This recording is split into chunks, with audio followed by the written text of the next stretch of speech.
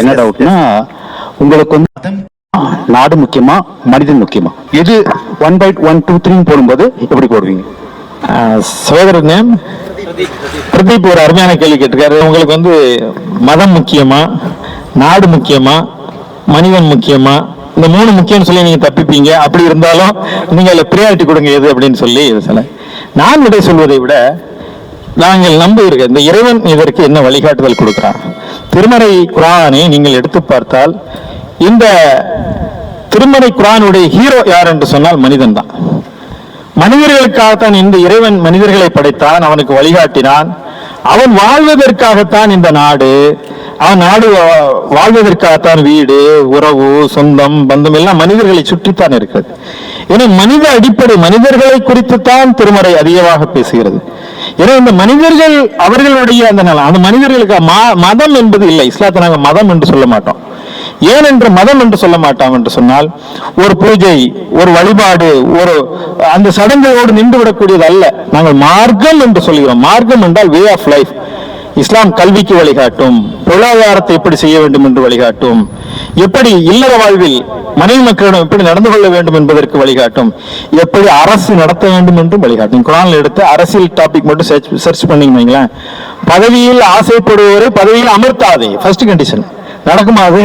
ஆனால் நபிகளார் அப்படியான ஒரு சமுதாயத்தை உருவாக்கினார்கள். அரசியலுக்கான ஒழுங்குகள், கல்விக்கான ஒழுங்குகள், இல்லற வாழ்விற்கான ஒழுங்குகள், எல்லாவற்றுக்கும் எல்லா துறைக்கும் வழிகாட்டுகிறது. இதை நீங்க பார்த்தாலே ஒரு முடிவுக்கு வந்து விடலாம். இஸ்லாம் நாடு என்று பிரிக்க. எனவேதான் இந்த நாடு முக்கியம்னா உலகம் முழுவதும் முஸ்லிம்கள் இருக்காங்க. அதனால இஸ்லாம் என்ன சொல்கிறது? நாடு முக்கியமல்ல, மொழி முக்கியமல்ல, நிறம் முக்கியமல்ல, எல்லாவற்றையும் விட மனிதர்கள் இறைவனை அஞ்சி நேர்மையானவர்களாக வாழ வேண்டும் என்பதற்காகத்தான் இதை தன்னுடைய இறுதி உரையில் நபிகளார் பிரகடனப்படுத்துறாங்க.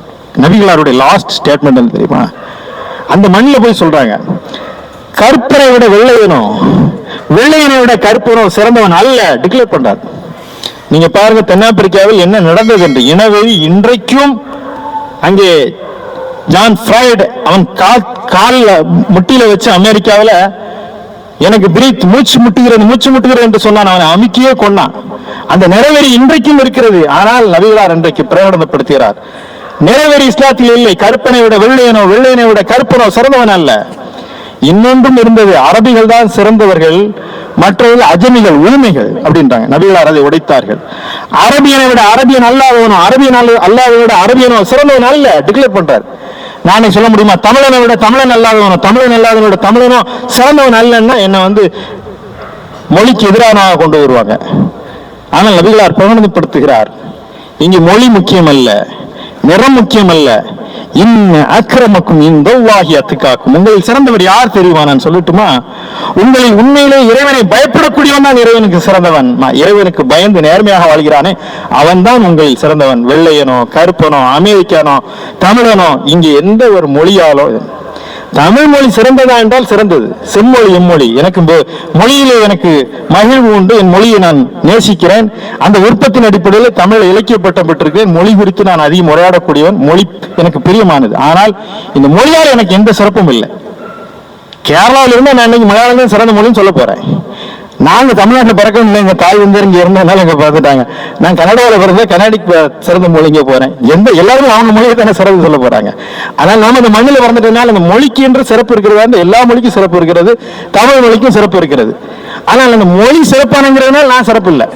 அந்த மொழியால் ஒருவன் சிறப்பாகிவிட முடியாது. நான் உண்மையானவனாக இருந்தால்தான் நான் சிறப்பாக இருக்க முடியும். எனவே மலையாளிகள், தமிழர்கள், கன்னடர்கள் என்ற அந்த மொழி வேறுபாடு, இன வேறுபாடு, இந்த நாட்டுக்காரன் அந்த நாட்டுக்காரன், இந்த மாநிலத்துக்காரன் அந்த மாநிலத்துக்காரன் என்ற எந்த வேறுபாடும் இல்லை. எனவே முக்கியம் என்றால் நாடும் முக்கியமல்ல, மொழியும் முக்கியமல்ல, மனிதர்கள் தான்.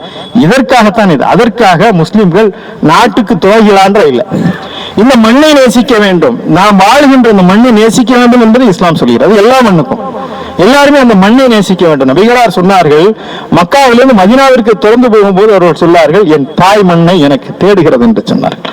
என் மண்ணின் அந்த வாசனைக்கு என் உள்ளம் இயங்குகிறது என்று சொன்னார். இந்த மொழியும் இந்த மண்ணும் இந்த உணவும் இந்த பழக்க வழக்கமும் இந்த பண்பாடும் எல்லோருக்கும் இயல்பிலேயே ஊறி கிடக்கிறது.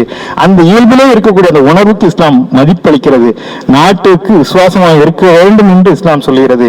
எனவே நீங்கள் முஸ்லிம்களுடைய தொடக்க காலத்திலிருந்து இந்த வரை பார்த்தால் இந்த மண்ணின் வளர்ச்சிக்காகவும் இந்த நாட்டிற்காகவும் இன்றைக்கு வரைக்கும் பாடுபட்டு கொண்டிருக்கக்கூடிய ஒரு பெரும் சமூகமாக முஸ்லிம் சமுதாயம் இருக்கிறது.